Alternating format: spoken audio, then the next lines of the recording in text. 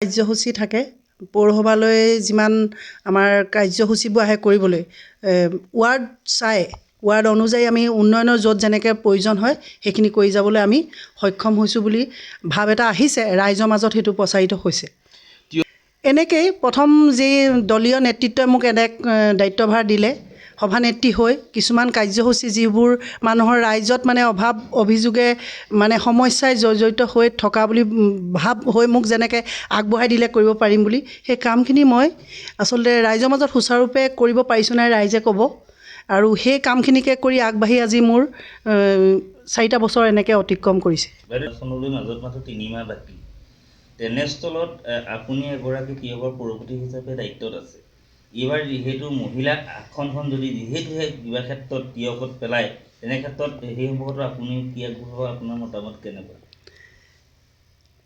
ৰাইজে যদি সমৰ্থন জনায় আৰু নেতৃত্বই যদি মোক আগবাঢ়ি যাবলৈ কয় এইটো বিষয়ে মই আজিলৈকে আলোচনা কৰা নাই কিন্তু ৰাইজৰ মাজত সদায় আছোঁ থাকিম আৰু নেতৃত্বই যদি মোক যোগ্য বুলি ভাবে তেতিয়া মই এইটো ক্ষেত্ৰত আগবাঢ়ি যাবলৈ মন কৰিম এগৰাকী সবল নেত্ৰী হিচাপে ৰাইজৰ মাজত পৰিচিত আপুনি এই যদি দলে যদি আপোনাক পোনপটীয়াভাৱে প্ৰক্ষেপ কৰে তেতিয়া আপুনি নিৰ্বাচনত অৱতীৰ্ণ হ'বনে গ্ৰহণ কৰিম সেইটো সুবিধা মই গ্ৰহণ কৰিম আৰু ৰাইজৰ মাজত থাকিবলৈ চেষ্টা কৰিম ৰাইজৰ সা সুবিধা অসুবিধা যিমানখিনি আছে সেইখিনি মই মানে তেওঁলোকৰ মাজত থাকি সমাধান কৰিবলৈ চেষ্টা কৰিম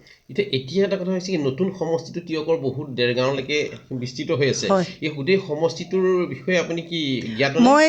জ্ঞাত গৈছোঁ প্ৰত্যেকটো মণ্ডললৈকে গৈছোঁ অত্যাধিক যাব পৰা নাই যদিও অফিচৰ কিছুমান দায়িত্ব থাকে সেই দায়িত্বখিনি কৰিও মই সময়মতে ৰাইজৰ মাজত উপস্থিত হৈছোঁ আপুনি প্ৰতিখনতে থাকোঁ মই য'ত নিমন্ত্ৰণ জনাই যিটো জেগালৈ মোক নিমন্ত্ৰণ জনায় সেই নিমন্ত্ৰণল ৰক্ষা কৰিবলৈ মই প্ৰত্যেকখন দলীয়টো কাৰ্যসূচীটো কৰোঁৱে প্ৰত্যেকটো কিন্তু ৰাইজৰ যি ঠাইলৈ মাতে তালৈ যাবলৈ মই আপ্ৰাণ চেষ্টা কৰোঁ এতিয়া দলীয় সভাপতি শান্তনু পূজাৰী যি আপোনাৰ নেতৃত্বত যি আজি দল সংগঠনৰ পূৰ্ণ কুচকাৱাজ চলি আছে সেই কুচকাৱাজত আপুনি প্ৰতিখন সভাতে প্ৰায় উপস্থিত আছে থাকোঁ তাতে মই